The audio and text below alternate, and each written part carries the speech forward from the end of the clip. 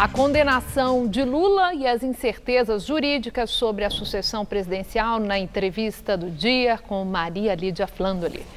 Entrevista o jurista Walter Maierovitch, desembargador aposentado pelo Tribunal de Justiça de São Paulo e consultor internacional da União Europeia.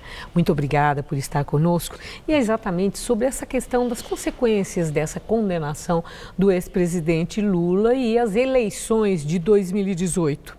Lula insiste no discurso de que ele é vítima da justiça. A defesa dele reafirma essa avaliação e entrou com recurso sobre a parcialidade no julgamento de Sérgio Moro e também cobrando esclarecimento sobre o que a defesa chama de contradições e incoerências. Eu quero saber se essas críticas procedem, ou tudo isso faz parte daquele típico direito de espernear dos condenados pela justiça. Sim. Se a gente olhar uma radiografia de 5 minutos atrás, nós vamos ver que nos embargos de declaração, que é para consertar as omissões, as contradições existentes na sentença, é um recurso que é interposto ao próprio juiz que deu a sentença, não é uma apelação, quer dizer, ele não vai poder sair da condenação e ir para uma absolvição. A gente percebe que pela decisão do Moro, ele foi mais uma vez provocado. E ele vem se comportando não muito bem nessas reações sobre provocações que vêm desde o início do processo. Ele vem sendo provocado. Por exemplo, veja que foi proposta uma ação pelo Lula contra o juiz por abuso de poder. E isso foi imediatamente rejeitado.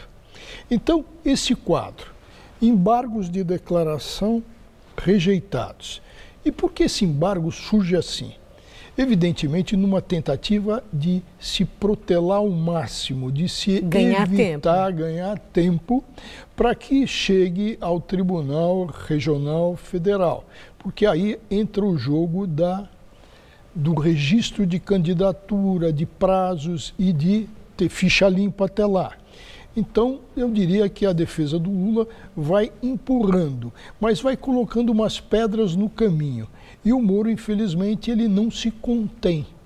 Basta a gente olhar a decisão nos embargos de declaração, o que ele faz? Compara o incomparável, o Lula com o Eduardo Cunha. Que pode ser até visto, se ainda fosse certa a teoria do Lombroso, dentro do campo do criminoso nato, né? Então não dá para se comparar. Então, o que é isso? Ele fica cutucando. Se a gente olhar a sentença do Moro, ele passou grande parte da sentença colocando fatos passados já mortos e que não tinham nada a ver com a causa. Por exemplo, suspeição, puxão de orelha do Teori, que ele disse que já se reconsiderou.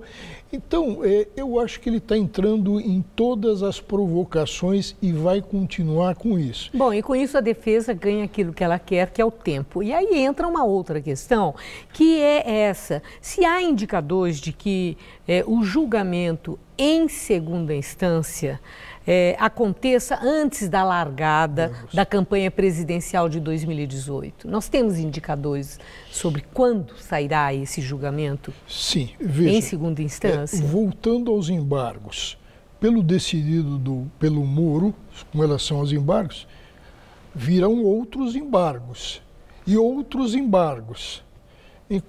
Se ele enxugar melhor as coisas, ele vai evitar esse tipo de protelação. Quer dizer, vai depender da reação de Sérgio Moro aos embargos apresentados pela defesa. Então, se vierem outros embargos, e isso está claro que virão, ele vai rejeitar de novo, aí outro de novo. Então, o que quer dizer isso? Que é aquela protelação. Agora, se a gente verificar com relação ao tribunal, está prevento, evidentemente, a uma Câmara do Tribunal.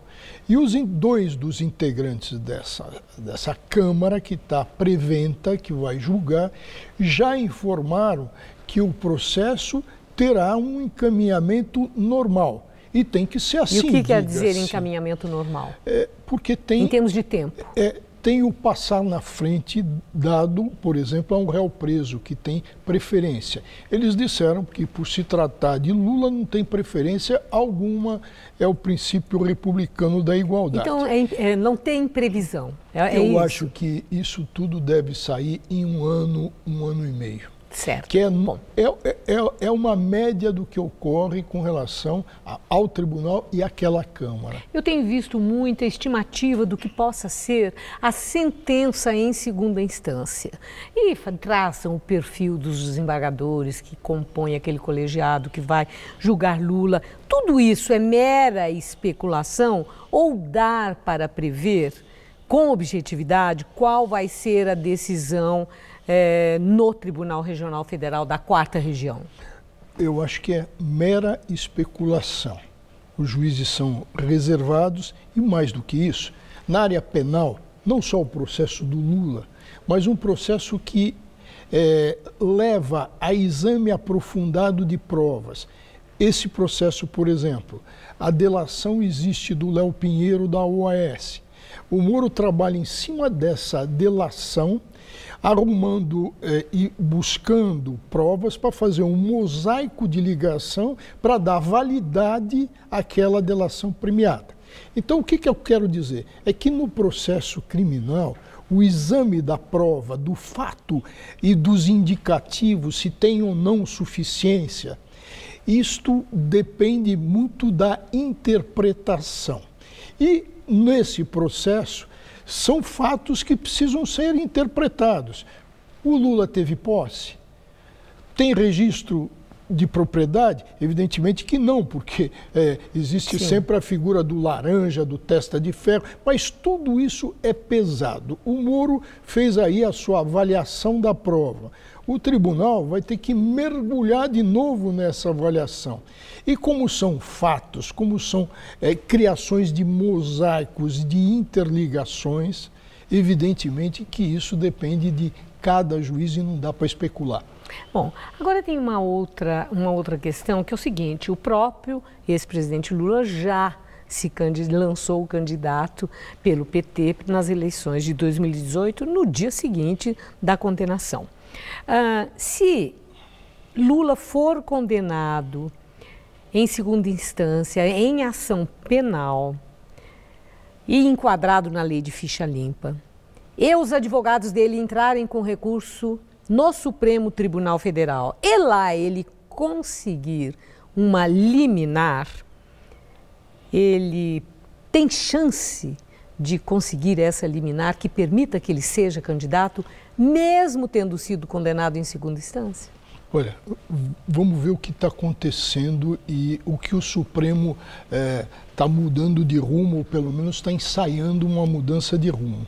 Primeiro, uma condenação do Lula pelo Tribunal Regional Federal, no campo processual penal, implica no quê? Na aplicação de uma jurisprudência do Supremo que diz que cabe execução provisória. Execução do quê? Da condenação. E a condenação o que é? Prisão. Então, cabe execução provisória. Nos julgamentos do Supremo, e como a gente sabe que muitas vezes eles falam demais e aproveitam situações em que eles vão colocando as coisas, o que o Supremo, qual é o vento que está soprando por lá? É o seguinte, eles estão achando por enquanto, e ainda virá um processo a julgar, estão achando que quem deve é o Tribunal Regional Federal? Não, a execução provisória só caberia quando decisão do Superior Tribunal de Justiça. E aí, 5 anos a mais. Não é fácil entender, vamos ter que aguardar, considerando todas essas variáveis que o senhor levantou aqui. Sim. Eu agradeço muito sua entrevista. Uma boa noite, obrigada. Boa noite.